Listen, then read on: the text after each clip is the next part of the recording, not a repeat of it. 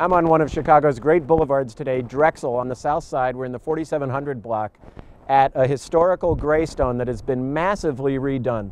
Built in 1893, destroyed really in the latter part of the 20th century when the seller, whom we'll meet in a minute, bought it. It had been 6 apartments, but it was just completely decrepit. And he has turned it back into a single family home. Out here on the exterior, he did enormous work, redid the tile roof, all the stone is redone. So it looks like a historical building, but watch when we go inside. There is nothing left inside that looks historical except a few newel posts. Let's go on in and take a look at what he's done. This is Dr. Siren Reddy, who saved this property, right? It was pretty bad when you got it 9 years ago. Yep, 27 dumpsters later, we had a actually empty canvas to work with. This is one of our 5 fireplaces, each modern. We use stone in this one and stainless steel on a different one in the formal dining room. I like this one with the bottle inset and this sort of flame-colored stone. You really sort of had fun.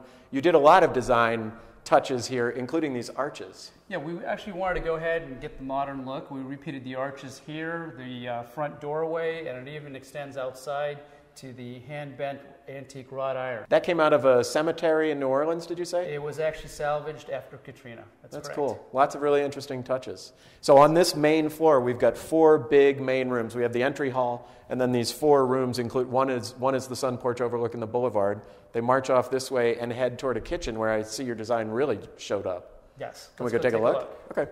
Well, this is some sharp kitchen you put in. This is really cool.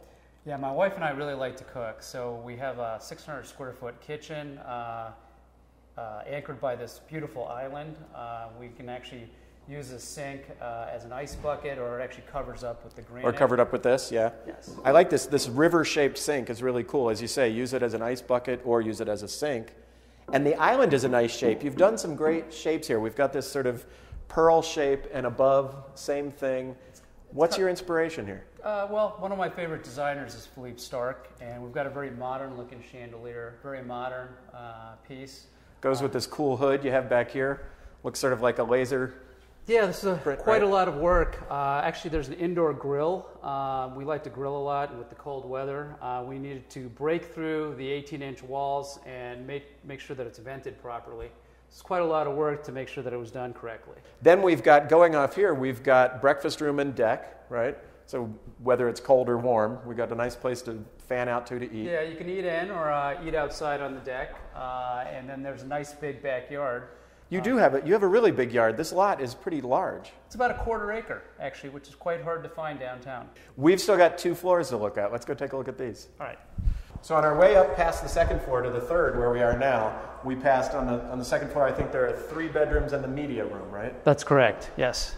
2 of those 3 have fireplaces. You've got more of your fireplaces. But then we get to that media room, which is really a double space. It's got the sun porch with the onyx floor, which is pretty cool. And so you've got a movie room right there on the 2nd floor. And it's great. The whole house is actually wired for home audio and home video, and it all centrally patches to that media room. That's great. And there's a nice recessed ceiling for where the projector goes and a nice screen. That's really good. Now, one kid is going to get to sleep on this floor. We've got 1 other bedroom on this floor, right? Yeah, we put that in the back. My wife and I are planning to have children, and it would be nice to have a nursery in the back on the same floor and not have it separated.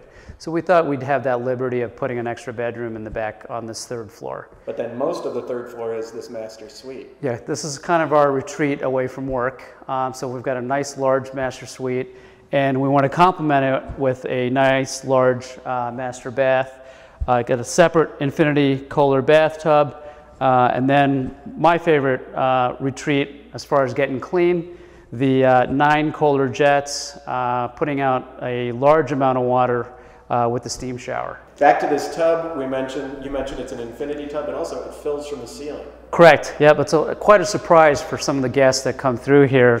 Turn it on and it fills from the ceiling, overflows over the side, and it's got nice fiber optic lighting too. Oh, really? Kind of a showpiece.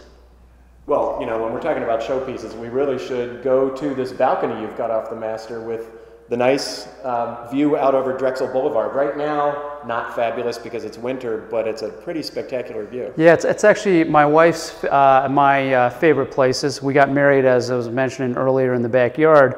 We took all our wedding pictures out there. And it's got a nice view overlooking the Grand Boulevard with the park and everything, and it's quite beautiful in the summer.